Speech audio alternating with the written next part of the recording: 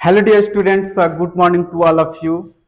आज के क्लास में हम लोग डिस्कस करेंगे पैरेलल प्लेट कैपेसिटर को कैसे हम लोग कंबाइन करेंगे, उसका सी इक्विवेलेंट क्या होगा और इस पे कुछ न्यूमेरिकल को भी हम लोग सॉल्व करेंगे।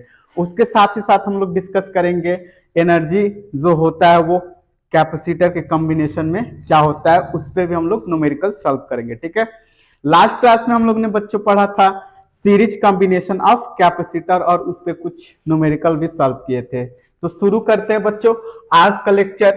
तो आज का लेक्चर का टॉपिक है पैरेलल कैपेसिटर। ठीक है, पैरेलल प्लेट कैपेसिटर। जब हम लोग कैपेसिटर को कंबाइन करेंगे in term of parallel plate capacitor तो उसका इक्विवेलेंट कैपेसिटेंस कितना होगा। ठीक है, तो देखो इसको बच्चों हम लोग समझने के लिए क्या करते हैं, हम लेते हैं दो या दो से अधिक कैपेसिटर। ठीक है, जैसे मान लो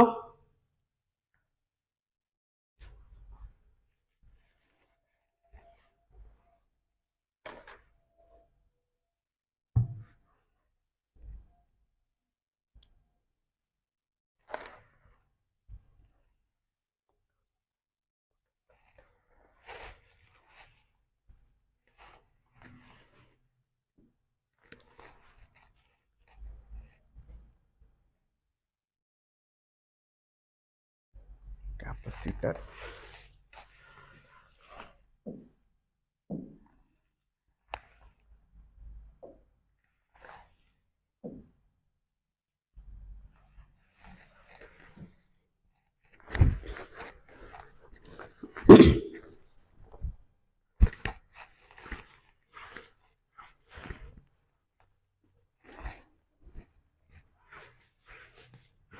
गुड इवनिंग बच्चों। लास्ट क्लास में हम लोग ने डिस्कस किया था कॉम्बिनेशन ऑफ कैपेसिटर, जिसमें हम लोग ने पढ़ा था सीरीज कॉम्बिनेशन ऑफ कैपेसिटर और उस पर न्यूमेरिकल को भी सॉल्व किया था। ठीक है, और उसके साथ हम लोग ने फाइंड किया था जो एनर्जी होता है in series combination of capacitor, उसका वैल्यू भी फाइंड किया था। आज के लेक्चर में हम लोग बच्चों डिस्कस करेंगे पैरेलल प्लेट कैपेसिटर्स। जब कैपेसिटर्स हो उसका पैरेलल कॉम्बिनेशन क्या होगा, आज के क्लास में डिस्कस करेंगे। और पैरेलल प्लेट कैपेसिटर्स में जो एनर्जी होता है उसको भी फाइंड करेंगे।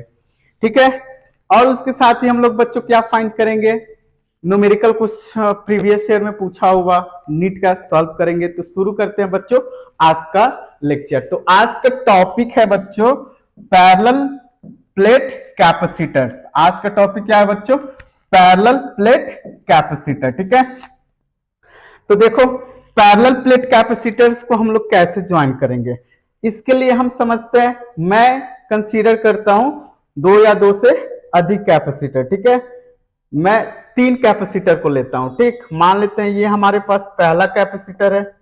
ठीक है, ये हमारे पास पहला कैपेसिटर है जिसका कैपेसिटेंस C1 है। ये हमारे पास दूसरा कैपेसिटर है जिसका कैपेसिटेंस C2 है। और ये हमारे पास तीसरा कैपेसिटर है जिसका कैपेसिटेंस क्या है, C3 है। अब देखो इस कैपेसिटर्स के दो प्लेट दिख रहे होंगे, ये पहला प्लेट इसका दूसरा प्लेट। तो अगर इन तीनों कैपेसिटर्स के पहला प्लेट को एक साथ जोड़ देते हैं, पहला प्लेट को क्या करते हैं बच्चों, एक साथ जोड़ देते हैं। ठीक है, और दूसरा प्लेट्स को एक साथ जोड़ देते हैं, तो इस प्रकार जो कॉम्बिनेशन आएगा वो कैसा आएगा, वो आएगा पैरेलल कॉम्बिनेशन ऑफ कैपेसिटर। क्या आएगा बच्चों, पैरेलल कॉम्बिनेशन ऑफ कैपेसिटर। तो यहां पे देखो ये पैरेलल कॉम्बिनेशन में हम लोग ने पोटेंशियल V बैटरी जोड़ दिया है। ठीक है, अब देखो हम लोग ने सीरीज कॉम्बिनेशन में क्या पढ़ा था, सीरीज कॉम्बिनेशन में पढ़ा था कि अगर कैपेसिटर सीरीज कॉम्बिनेशन में होता है तो उसमें जो चार्ज होता है वो क्या होता है, सारे कैपेसिटर में इक्वल होता है। But in case of parallel plate capacitor जो चार्ज होगा वो क्या होगा, डिस्ट्रीब्यूट हो जाएगा। ठीक है, जैसे मान लो यहां से चार्ज Q फ्लो हो रहा है। ठीक है, यहां से चार्ज Q फ्लो हो रहा है ओके, तो देखो ये जो Q चार्ज है वो 3 पार्ट में डिवाइड हो जाएगा, Q1, Q2 एंड Q3।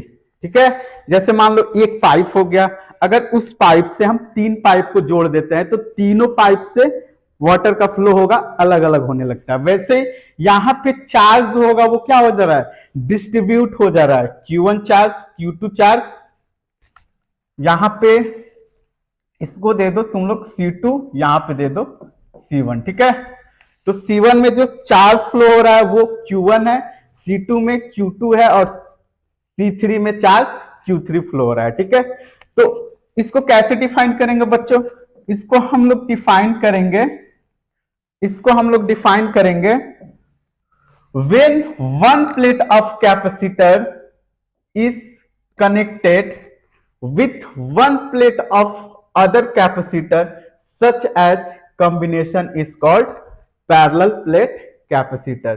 ठीक है, जब कैपेसिटर्स के पहले प्लेट को एक साथ और दूसरे प्लेट को एक साथ जोड़ते हैं तो इस प्रकार के कॉम्बिनेशन को हम लोग बोलते हैं पैरेलल प्लेट कैपेसिटर का कॉम्बिनेशन। ठीक है, ओके, अब देखो इसमें जो चार्ज है, charge on each capacitor, capacitor वो क्या होगा, डिफरेंट होगा। चार्ज जो होगा वो क्या होगा बच्चों, डिफरेंट होगा, but potential, potential of all capacitors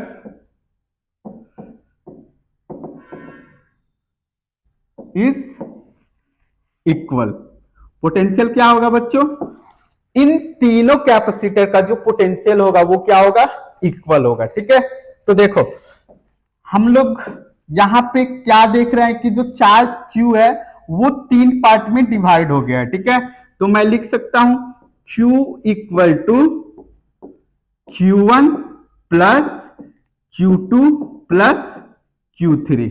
okay, Q equal to Q1 plus Q2 plus Q3। अब देखो ये जो चार्ज है वो तीनों कैपेसिटर में फ्लो हो रहा है, तो इन तीनों कैपेसिटर को अगर कंबाइन में हम लेंगे तो उसको बोलेंगे C इक्विवेलेंट। ठीक है, तो हम लोग जानते क्या है बच्चों, हम लोग जानते हैं C इक्वल टू होता है Q अपॉन V, तो यहां पे Q इक्वल टू क्या हो जाएगा, CV हो जाएगा। ओके, तो इस चार्ज के लिए जो कैपेसिटेंस होगा वो तीनों कैपेसिटर के लिए होगा। ठीक है, तो यहां पे मैं लिख लेता हूं पोटेंशियल V और C इक्विवेलेंट। ठीक है, इक्वल टू Q1 चार्ज के लिए क्या हो जाएगा बच्चों, Q1 चार्ज के लिए हो जाएगा, Q1 चार्ज के लिए हो जाएगा C1V, Q2 चार्ज के लिए हो जाएगा C2V और Q3 चार्ज के लिए हो जाएगा C3V। यहां पे तीनों कैपेसिटर में पोटेंशियल क्या होगा, सेम होगा। ठीक है, तो यहां पे मैं लिख लूंगा, यहां पे मैं लिख लूंगा C1V plus C2V plus C3V। अब देखो यहां से अगर V हम कॉमन लेंगे, V कॉमन लेंगे तो C1 plus C2 plus C3 आएगा, ये हो जाएगा VC इक्विवेलेंट। तो यहां से बच्चों कैंसिल आउट क्या होगा, VV कैंसिल आउट होगा। ठीक है, यहां तक समझ में आया।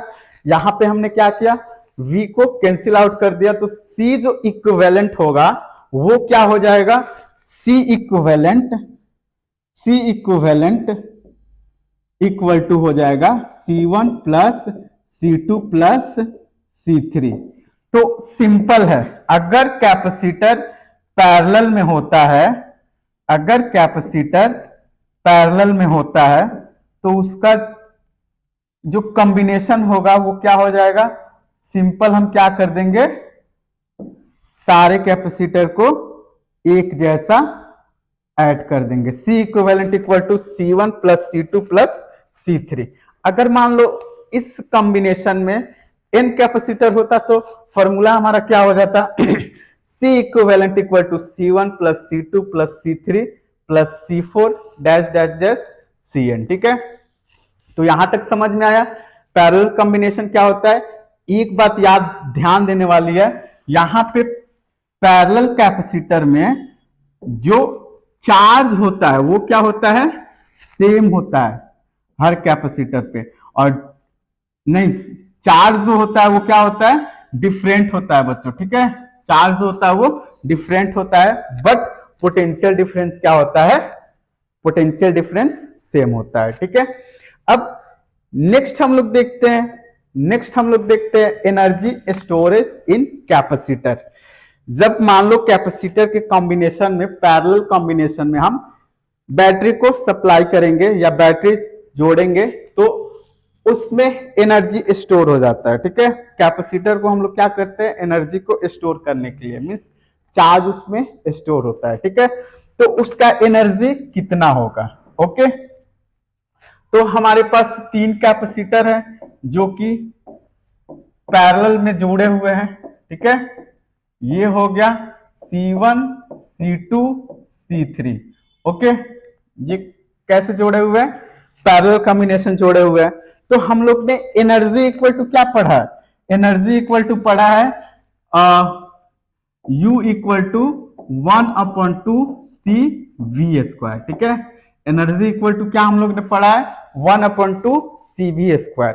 अगर हम एनर्जी की बात करें जो पहला कैपेसिटर में स्टोर होगा वो क्या हो जाएगा, वो होगा U1 एनर्जी अब इक्वल टू 1/2 पहला कैपेसिटर में C1 V²। देखो पोटेंशियल क्या है, तीनों कैपेसिटर में सेम है। ठीक है, पोटेंशियल क्या है, तीनों कैपेसिटर में बच्चों सेम है। ओके, एक जैसा पोटेंशियल है। वही यहां पे U2 क्या हो जाएगा, 1/2 C2 V² और U3 क्या हो जाएगा, 1/2 C3 V²।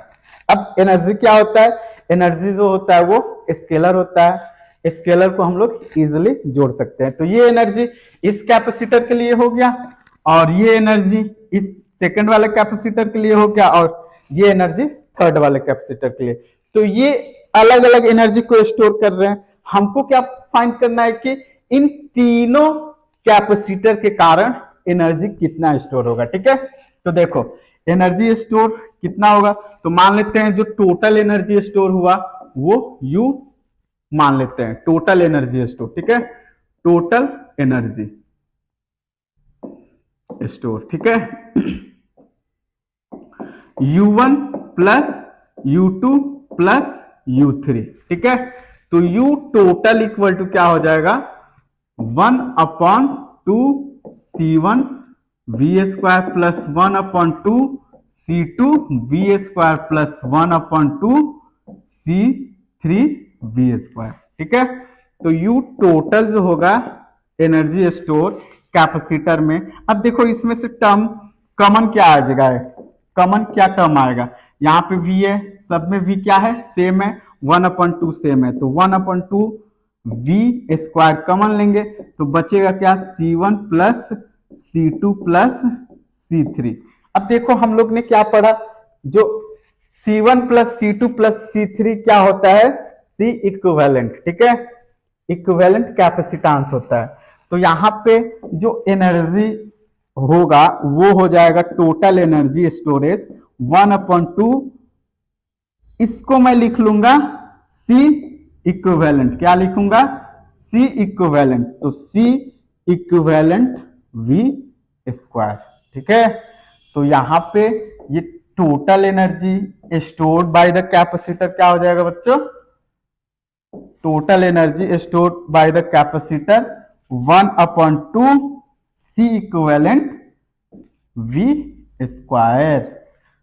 ठीक है, टोटल एनर्जी हो जाएगा 1/2 C इक्विवेलेंट V²। ठीक है बच्चों, यहां तक